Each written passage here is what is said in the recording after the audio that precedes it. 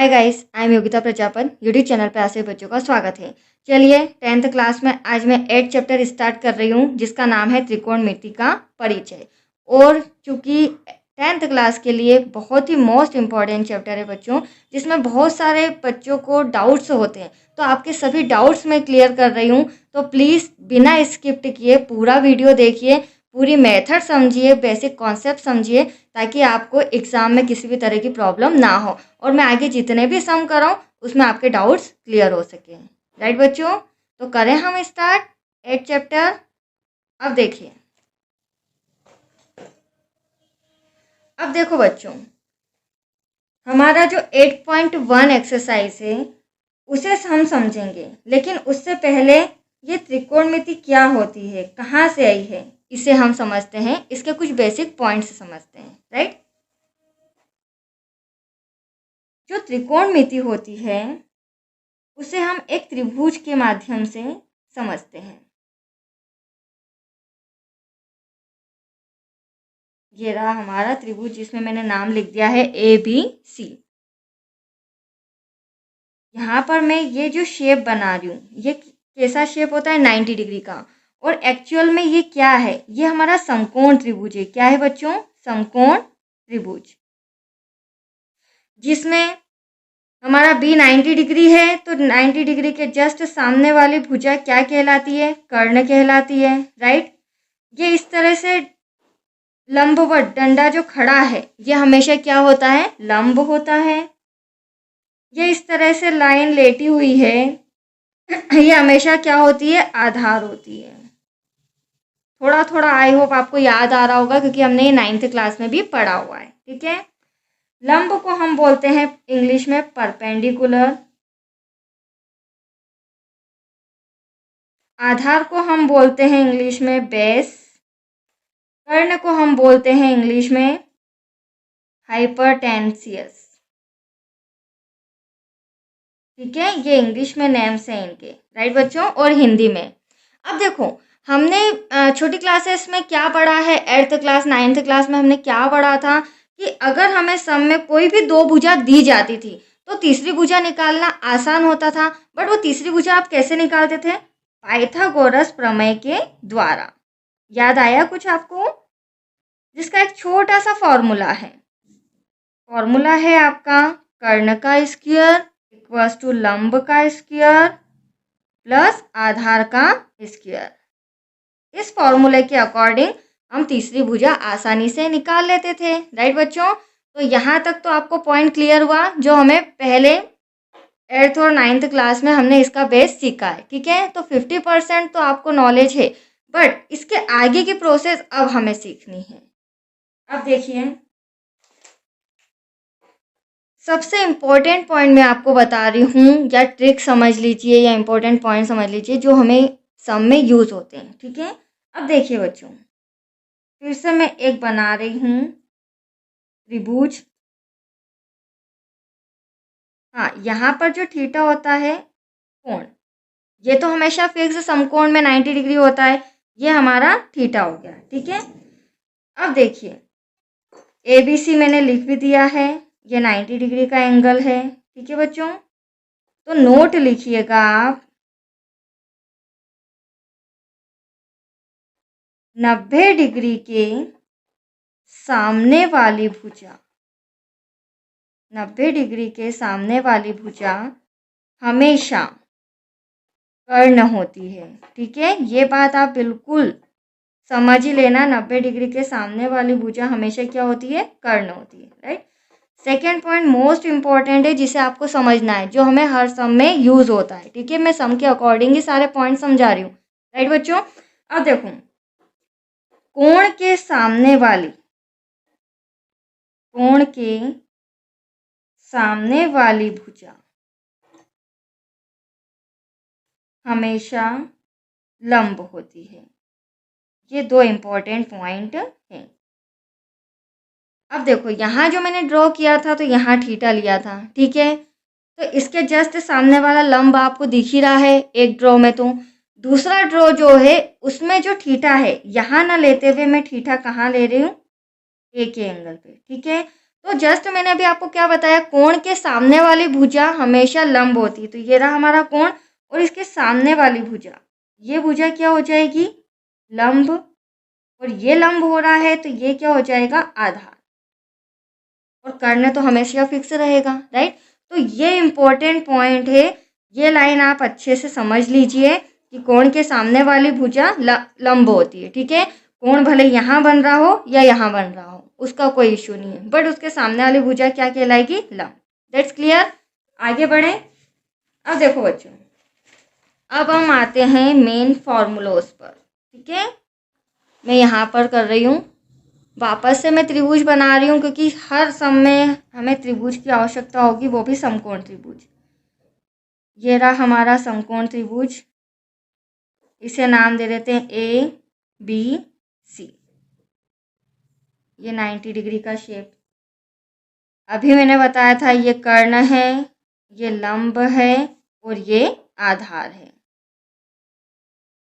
अब जो चीज हम नहीं सीखेंगे, पाइथागोरस प्रमेय तो खैर आपने सीख चुके हैं, बट अब जो आज नई चीज सीखेंगे वो है 6 त्रिकोणमितीय अनुपात, जो मोस्ट इम्पोर्टेंट है।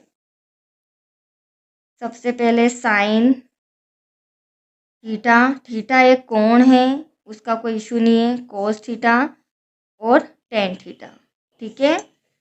इसके अपोजिट चलता है कॉसेक थीटा, कॉस के अपोजिट चलता है सेक थीटा, टेन के अपोजिट चलता है कोट थीटा। बहुत ही बारीकी से डीप में जाकर मैं आपको समझा रही हूँ, तो प्लीज़ ध्यान से समझिए, ठीक है। ये 3 मेन होते हैं और इनके अपोजिट ये 3 चलते हैं, ठीक है। साइन कोस टेन मेन है और इनके अगेंस्ट कोसेक सेक और कोट थीटा। अब ये तो मैंने लिख दिया है। अब देखो यहाँ पर एक छोटा सा फॉर्मूला लगता है, मैं अलग से भी आपको बता देती हूँ, जिसे हम बोलते हैं लाल अपॉन में कक्का। क्या बोलते हैं बच्चों, लाल अपॉन में कक्का। मतलब लाल से मतलब एल क्या है, लंब, ए क्या है, आधार, एल क्या है, लंब, के क्या है, कर्ण, के कर्ण और ये आधार, ठीक है। इस अकॉर्डिंग इसे शॉर्ट फॉर्म दिया गया है लाल अपॉन में कक्का। ये यहाँ पर एल ए एल, ये हो गया हमारा लाल, यहाँ पर हो गया कक्का। ये मोस्ट इम्पोर्टेंट ट्रिक समझ लीजिए, ठीक है। छोटा सा फॉर्मूला है जिसके अकॉर्डिंग हम साइन की वैल्यू, कॉस की वैल्यू, टेन की वैल्यू, कोसेक की वैल्यू, सेक की वैल्यू, कॉट की वैल्यू हम निकालेंगे। जस्ट अभी आप समझोगे, राइट बच्चों। हाँ, एक होता है इंग्लिश में भी होता है, ये हिंदी मीडियम के हिसाब से है, पंडित बद्री प्रसाद और इनके अपॉन में हर हर भोले। वो हम बेस, परपेंडिकुलर और हाइपरटेनियस वो यूज़ करते हैं, तो ये वाला फॉर्मूला लगता है। और कर्ण लंब आधार करते हैं तो लाल अपॉन में कक्का। दैट्स क्लियर बच्चों। चलिए अब हम इन फॉर्मूलों का किस तरह से यूज़ होता है वो समझिए, इसका क्या यूज़ है, किस तरह से हमें इन्हें सम में फील करना है। तो सबसे पहले साइन थीटा बच्चों, उसके बाद कॉस थीटा, उसके बाद टेन थीटा। ये जो मैं फॉर्मूलाइज करा रही हूँ, इन्हीं फॉर्मूलोज के आधार पर ही 8 चैप्टर पूरा टिका हुआ है। सबसे पहली बात तो मैं आपको समझा दूँ, 8 चैप्टर बिना फॉर्मूलों के आप सॉल्व नहीं कर सकते, इसलिए पहले आप फॉर्मूलेज अच्छे से समझ लीजिए, अपने कॉन्सेप्ट क्लियर कर लीजिए, ताकि जब सम स्टार्ट में कर रहा हूँ, जब मैं आपको सम समझाऊँ, तो उसमें आपको अगर फॉर्मूलेज अच्छे से समझे होंगे तो आपको डाउट्स नहीं रहेगा, राइट बच्चों। तो सबसे इम्पोर्टेंट पॉइंट है फॉर्मूलेज, ठीक है। हाँ, साइन कॉस टेन लिखा मैंने, इनके अगेंस्ट क्या चलता है, कॉसेक, यहाँ पर हो गया कॉसेक थीटा इक्वल्स टू फिर हो जाएगा sec, sec theta equals to फिर हो जाएगा cot theta equals to, right. अब साइन थीटा क्या है, एल अपॉन में के, मतलब एल क्या है हमारा लंब, के क्या है हमारा कर्ण, तो लंब बटे कर्ण क्या हो जाएगा बच्चों, लंब बटे में कर्ण। अगर मैं कोस थीटा की बात करूं तो ए अपॉन में के, मतलब आधार बटे में कर्ण, ये रहा हमारा आधार और बटे में क्या आ गया, कर्ण। ठीक वैसे ही टेन थीटा एल अपॉन में ए, मतलब ये रहा लंब और ये रहा हमारा आधार, तो क्या लिखेंगे हम, लंब बटे आधार। और ये जो 3 इनके रिलेटिव समझ लो, भाई बहन समझ लो, कुछ भी आप हिंट ले सकते हो। इनके अगेंस्ट जो कोसेक सेक और कोट है, ये जो है ये अपोजिट, मतलब के अपॉन में एल उल्टा, के अपॉन में कर्ण बटे आधार और आधार बटे लंब, ये उनके उल्टे अपोजिट चलते हैं। तो के अपॉन में एल मतलब कर्ण बटे लंब, क्या लिखूंगी मैं कोसेक थीटा का, कर्ण बटे में लंब। क्लियर बच्चों? सेक थीटा का क्या लिखेंगे हम, के अपॉन में ए मतलब कर्ण बटे आधार, ये इसका अपोजिट हो गया, पहले कर्ण आ जाएगा फिर आधार आ जाएगा, फिर ए अपॉन में एल मतलब आधार बटे लंब, ये हो गया आधार बटे में लंब। तो आया आपको समझ में? ये फॉर्मूलेस हुए फर्स्ट नंबर पे। अब सेकंड नंबर पे मैं आपको त्रिकोणमिति अनुपात समझा रही हूँ, ठीक है? त्रिकोणमिति अनुपात। अब त्रिकोणमिति अनुपात भी साइन कोस टेन से रिलेटेड ही होगा, इनसे अलग तो होगा नहीं बच्चों। तो मैं फिर से साइन कोस टेन लिख रही हूँ, देखो साइन थीटा, कॉस थीटा और टेन थीटा। यहाँ पर क्या आ जाएगा, cosec theta equals to sec theta equals to cot theta, ठीक है? अब साइन थीटा क्या है हमारे लिए, साइन थीटा का जो मान है वो किसके बराबर होता है, कॉसेक थीटा, मतलब 1 अपॉन में कॉसेक थीटा। जब साइन थीटा का मान 1 अपॉन में कॉसेक थीटा होता है तो कॉसेक थीटा का मान क्या होगा, 1 अपॉन में साइन थीटा। आपको भी जिस तरह मैं एक्सप्लेन करके समझा रही हूँ, सेल्फ जब आप प्रैक्टिस करें तो आपको भी इसी लैंग्वेज में प्रैक्टिस करना है, राइट? क्योंकि साइन थीटा का अगेंस्ट अपोजिट क्या है, कॉसेक थीटा। जब साइन थीटा की वैल्यू 1 अपॉन कॉसेक थीटा है तो कॉसेक थीटा की वैल्यू क्या होगी, 1 अपॉन साइन थीटा, राइट बच्चों? अब कोस थीटा के अगेंस्ट मैंने सेक आपके सामने लिखा है, तो यहाँ पर कोस थीटा के अगेंस्ट क्या हो जाएगा, 1 अपॉन में सेक थीटा।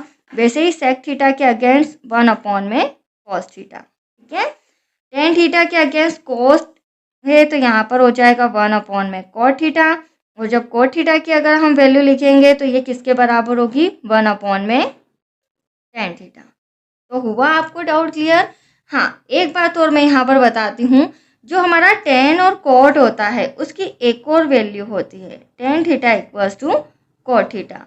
ये जो मैंने वैल्यू लिखी इसका भी यूज़ होता है, बट मैक्सिमम जो फोर्थ नंबर की मैं आपको वैल्यूज पुट करा रही हूँ, इनके जो मान बता रही हूँ, इनका यूज़ ज़्यादा होता है सम में, ठीक है? अब देखिए टेन थीटा जो होता है, आप लोग देख रहे हैं साइन थीटा अपॉन में कॉस, तो मैं क्या करूँगी, टेन थीटा की वैल्यू साइन थीटा अपॉन में कॉस थीटा लिखूँगी, ये लिख दिया मैंने, ठीक है? अब कोट थीटा की वैल्यू कई बच्चे मिस्टेक करते हैं, वो कोसेक थीटा अपॉन में साइन थीटा करते हैं, बट ऐसा नहीं करना है। टेन का अपोजिट कोट है तो इसकी वैल्यू भी यही अपोजिट होगी, तो यहाँ पर क्या आ जाएगा, कोस थीटा अपॉन में साइन थीटा, मतलब कोट थीटा की अगर वैल्यू पूछे तो कोस थीटा अपॉन में साइन थीटा। तो आया आपको समझ में? आज मैं इतने ही फॉर्मूले आपको समझा रही हूँ ताकि आप ये अच्छे से प्रिपरेशन कर लीजिए। फिर आगे का जो वीडियो है 8.1 एक्सरसाइज, उसमें मैं काफ़ी डीप में जाके एक एक सम आपको क्लियर कराऊंगी, जिसमें हम इन फॉर्मूलोज का यूज़ करेंगे, राइट बच्चों? तो आज के लिए इतना ही, थैंक यू।